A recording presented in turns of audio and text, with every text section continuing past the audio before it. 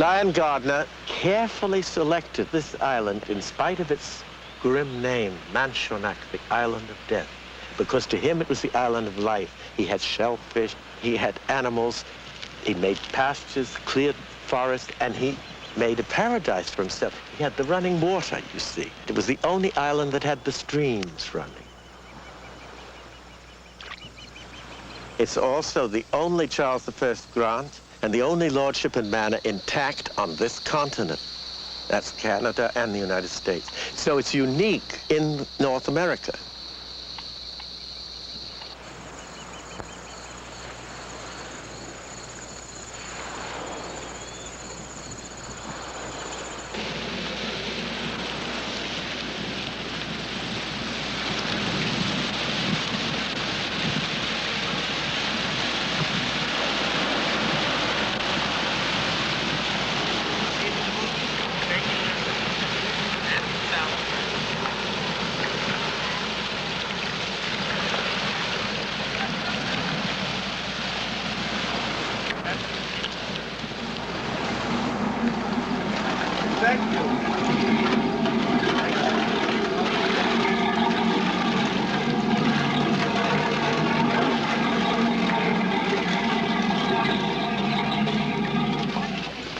Well, what a nice day.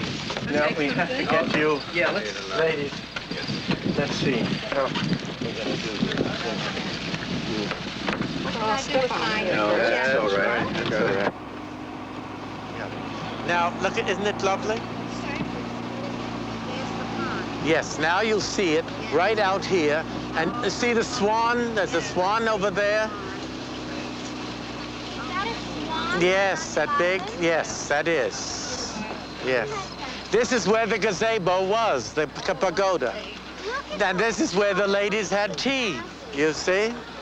Now look at the swans out there. What bird is that? Right out there, that big bird? That's the swan. No, it's gone now. Oh, there it is, yes. There was the swan. Yes. There's a duck flying there. Canada geese. This is fantastic. Is it what you expected? This is... The French ambassador said to me, quelle diversité de paysage. That's What a exactly diversity of landscape. Ladies were visiting the manor house. They had to invent things to do. Each day they'd go to a different part of the island. And this would take them a long time from the manor house to get out here. As you said, you didn't realize it was this far. They had this Chinese pagoda here, which was very fragile and didn't last long, but this is where it was. And a break would come out with the silver tea set, the tables and chairs around it in the pagoda, and then the ladies would arrive in their lovely dresses. They would sit here and watch the birds on Boswick Pond.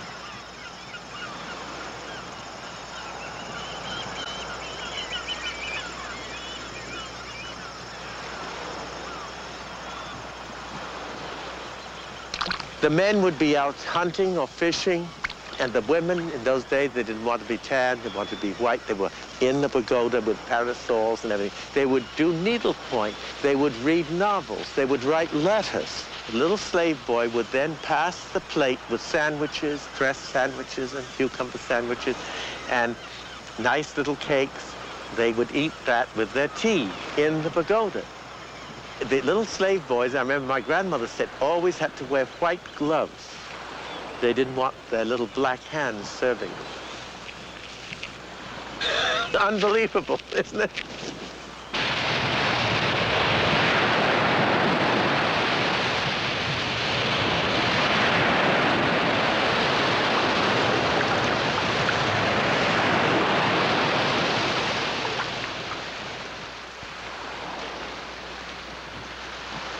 There's a lovely swimming beach there, all the way along to the point. John Singer Sargent did a sketch of my great aunts coming out of the water there when he stayed here.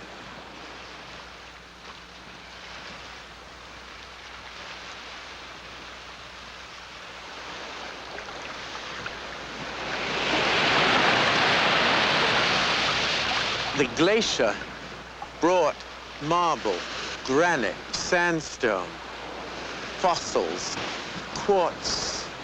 I picked up a lot of quartz, some of it quite translucent, I used to take it to Sag Harbor to a place that would polish it with diamond dust, and I made paperweights out of them.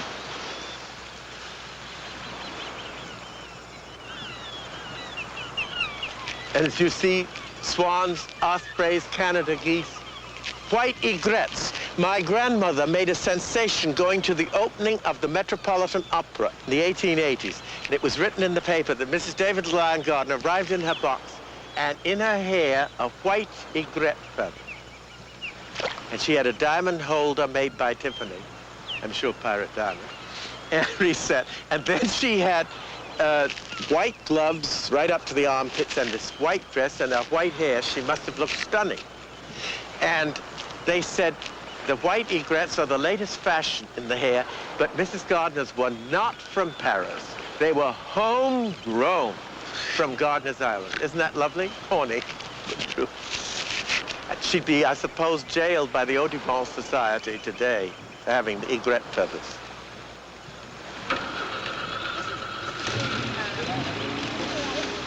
That's good, taking the clouds.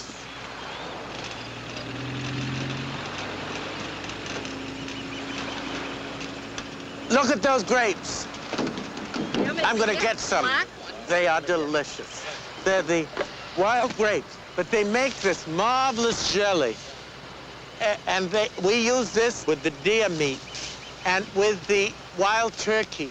We make a sauce of this and the blood of the venison, and it's absolutely delicious.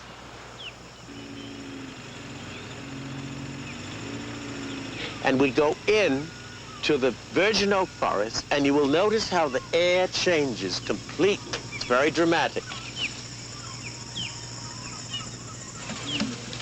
See how nice and cool it is? Oh, yeah. This is the largest virgin oak forest left on the Atlantic seaboard.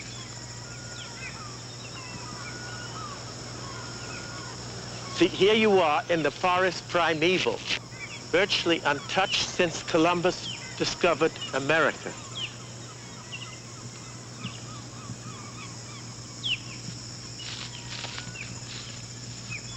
Now you've got pre-Columbian oak killed by the gypsy moth, devastating the forest 2 years running.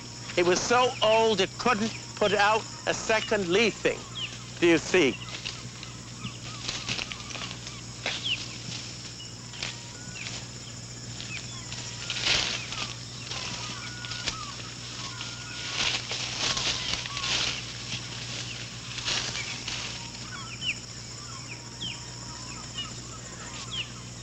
A tree like this was here when Lyon Gardiner purchased the island from the native Indians and got his grant from Charles I.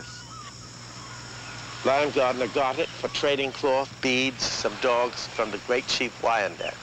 He sent a letter back to the War Office in England and said, "Me lords, I would fain brave all the savages of the New World, then go back across that dreadful Atlantic. It took over 2 months to get here." And he said, "I've had a son born unto me, David, who would never survive as an infant the crossing." You see, there were no refrigerators.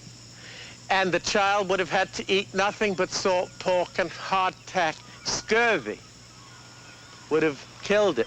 And the same way the little girl, Elizabeth, born here, he said, "I humbly petition His Majesty to grant me this island in lieu of my passage back to England," because he did not come to immigrate.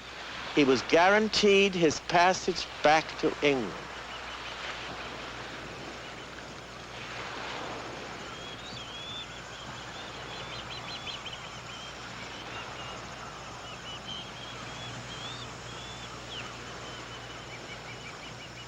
I have to be with you. As someone said, if you're going to do something on Gardiner's Island, you better have me because I'm the walking encyclopedia and the biggest historian that's living on it. My great-grandmother put up the monument because people were staying in the manor house a lot in those days, and they all wanted to see the Kidd treasure site. Captain Kidd was not a pirate, by the way. He was a privateersman, which was perfectly legal. He was hanged in 1699. The treasure was only on Gardiner's Island 2 years, from 1697 to 1699. When Kidd buried it, 24 chests were hauled in 1 mile from the beach, from the sloop Antonio and the Adventure Galley. And the sailors buried it behind you down in this hollow. Kidd told Gardiner, who saw exactly where it was dug in, if I come back for this treasure and it is not here, I shall have your head or your son's. You didn't fool around with Captain Kidd.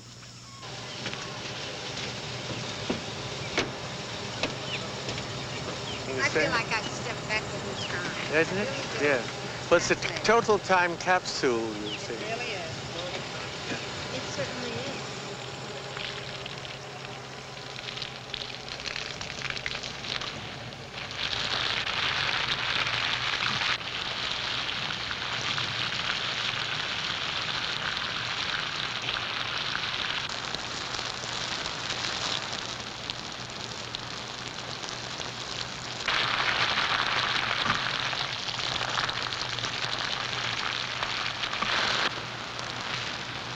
There are clay lenses under the soil, and that holds the water like you'd hold the water in a cement swimming pool.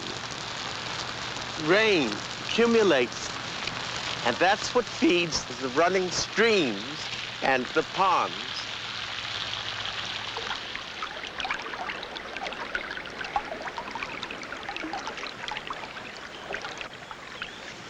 Lion Gardiner, when he got this island from the Indians, he could have had Fisher's Island, he could have had Shelter Island. None of them had running water.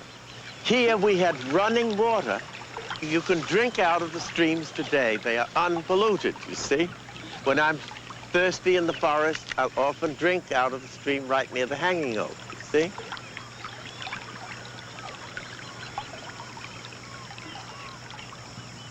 This is the hanging oak.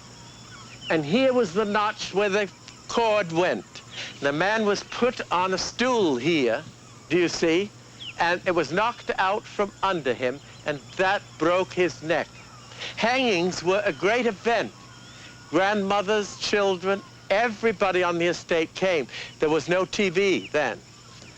One tenant farmer murdered his brother, and the lord of the manor had to take action. Had a 12 jurymen, just and true, bring in a verdict of guilty, and then he'd say, you will be taken hence to the place of execution and hang by the neck until you are dead.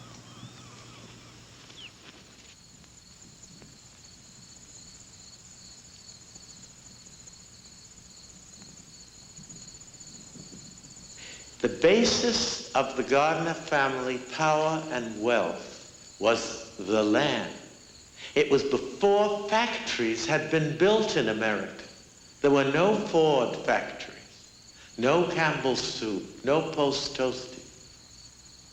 This is Charles I, the king that gave us the island. You see, he was the best-looking king they ever had in England. This painting was made by Daniel Maitens, the painter before Van Dyck. This was a portrait of me when I was in the Navy as lieutenant commander in World War II. John Lyon Gardiner, the 7th Lord of the Manor. I'm the 16th. Very good looking, well-bred, handsome guy. This is his wife, Sarah Griswold, the daughter of Matthew Griswold, governor of Connecticut.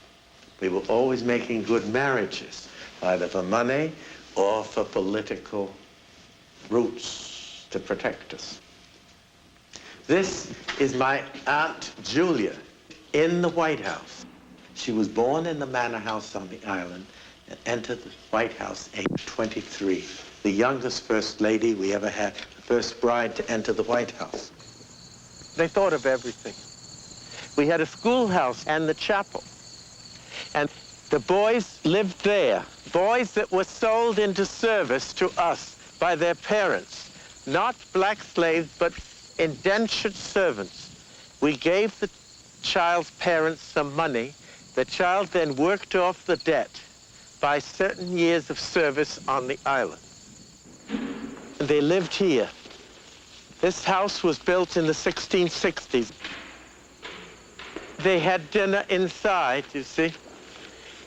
They did errands, ran to the dock with letters and things like that. They also helped out serving in the house, in the manor house. And my grandmother told me every Sunday the Bound boys had to come up to the manor house after their supper.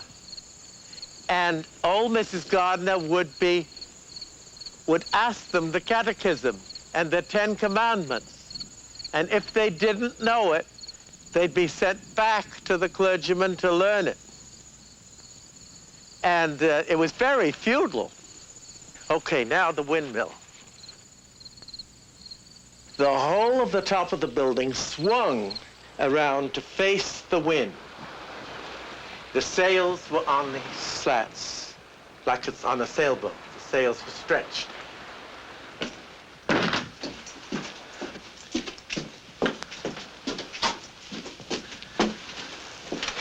Here, if you come, you'll see is one chunk of oak tree. Look at it.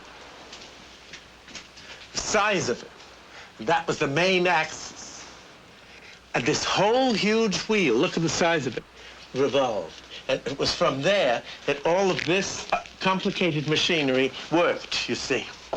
Now, the other thing is, here, I want you to notice in this construction, every one of these sections is curved. The size of that oak, it's so thick, so that's not easy to bend. There's the hopper, where they dump the grain, and they're revolved into the millstone.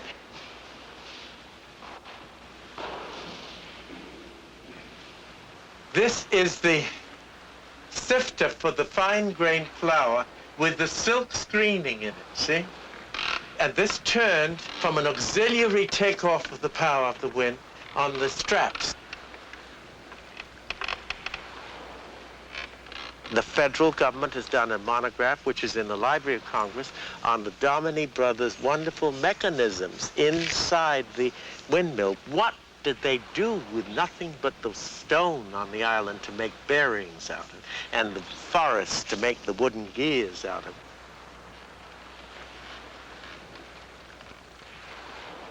And look at the complication of this. This is the direct ancestor of the LEM that got us on the moon. And that's what is the Yankee ingenuity that has made America great.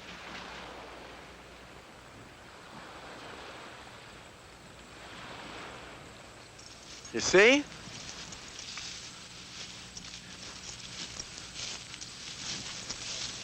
This was a private deer park for the lords of the manor.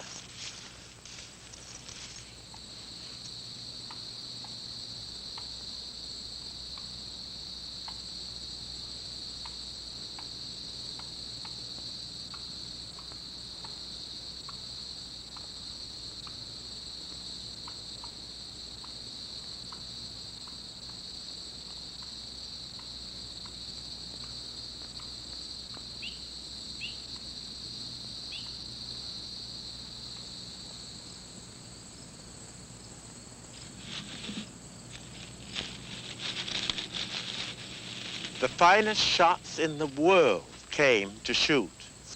And you keep abreast, going down these islands because of the deer, the quail, the pheasant, the wild turkey, and so forth, was a famous sporting estate, is. And all these pheasants would come out of this brush, you see, and fly. And a driven pheasant is one of the hardest shots because he goes almost vertically up. We now have a population of deer, many, many hundred, too many for the island to support.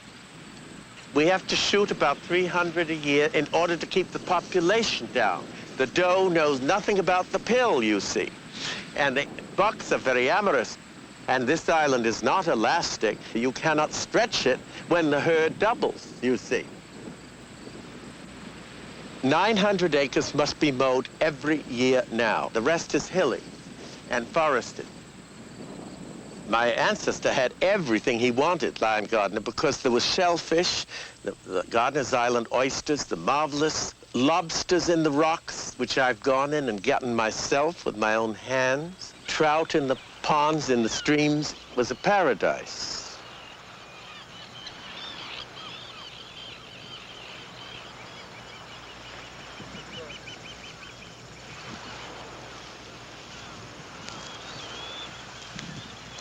There's Tobacco Lot Pond, you see?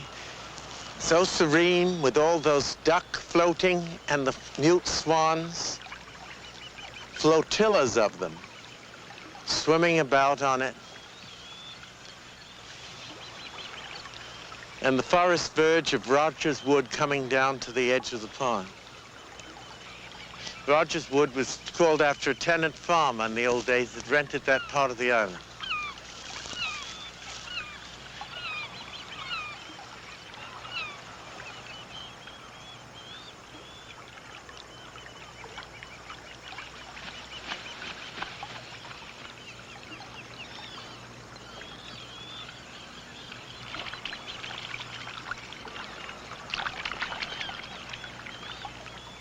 There are ospreys at the other end, but of course they're flying around now, the young. They're not nest-bound anymore. They're learning to fish themselves at this late stage in August. Another one, look at what, they're huge. They look like something prehistoric from the time of the dinosaurs. They have about a 6-foot wingspan. Wingspan, right? Yes, even 7 or 8. Mm-hmm. This is something, isn't it? There you'll see a lovely osprey's nest, a classic nest on that low twig. Can you see it? Right there. We had 380 nests back in the 1930s. Nowhere else was there such a concentration of osprey nests on this planet. There are 30 active nests on the island this year, 1978. There were 28 babies fledged as of the last count I had from Paul Spitzer, who was a young man who was getting his doctorate really on the ospreys and largely on this island. And he told me that they are coming back slowly. We put the bands every year on the ospreys. And ornithologists have found Gardiner's Island ospreys in the Amazon. Nobody knew before this systematic banding that the osprey's migration went that far in the winter to Brazil.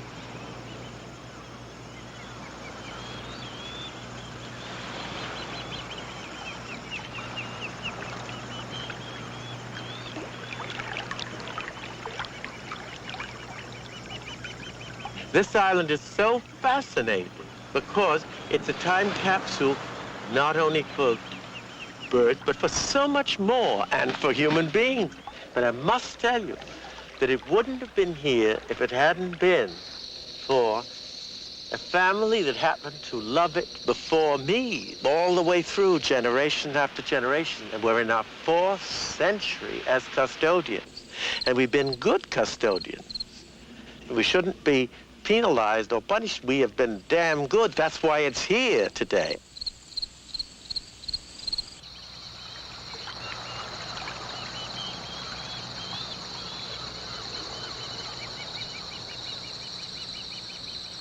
This is the family cemetery. All one family, only Gardiner. Nowhere in America do you see grandfathers and great-grandfathers and great-great-grandfathers side by side, an entire genealogy in stone. And here you'll see the tomb of the 12th Lord of the Manor of Gardiner's Island, you see? If you read it here, come here and you can see John Lyon Gardiner, you see? Died 12th Lord of the Manor of Gardiner's Island. Here you see Samuel Buell Gardiner. If you come this side, you can see it. 10th proprietor. Already, 1815 he was born. He was already the 10th. I'm the 16th. And I'm actively building shopping centers in 1978 today for revenue, for the maintenance of this island. But it shows you how you have to hustle. You cannot sit on your derriere and think that because you have inherited wealth, it stays. It doesn't in this inflation. And all my leases have percentages on the cash registers. So as the inflation progresses, which I'm a firm believer in it will, my rents go up because the percentages on bigger and bigger volumes of cash. As the price of eggs goes up, so my rents go up for the maintenance of this island. You understand? That's where my tombstone will be there. And my wife's. You see, it's a nice, peaceful place. You could see the sea from here.